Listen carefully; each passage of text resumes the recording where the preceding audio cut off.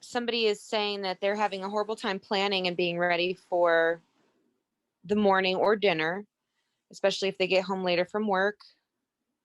Uh, Fear of wasting. They didn't use the second batch of vegetable broth. So for 1 to 2 people in the home, can it just be eyeballed how much food you want to cook so you don't waste it?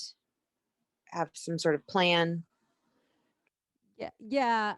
It's about scaling, right? So if you are cooking for 2 people, and knowing your appetite as well, you absolutely would scale and take these recipes and drop them in half or whatever the case may be, so that you are eating fresh and planning ahead. I really, as we go along, we're just now, I mean, we got our basics down and now we're working through breakfast, and I think these are pretty easy to kind of put together. And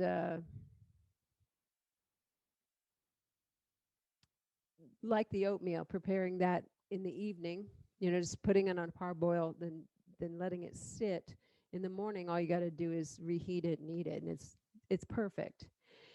The peanut butter bites, again, super super easy. The chia pudding, make it in advance, and you've got breakfast. So that's kind of handled, and hopefully you like those things.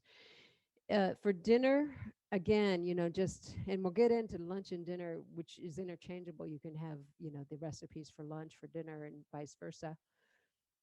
A lot of them are make in advance or putting them in an Instapot or a crock pot, or they're so easy to assemble. They're 2 or 3 ingredients, and they're, once you have your pantry all set up, it's just like super, super easy, super easy. So this will start to click in, and keep asking for that kind of support throughout this next, we've got 5 weeks left, so that you can really nail this down, because that's the intention, is to make sure that you're confident around your food and feeding yourself well.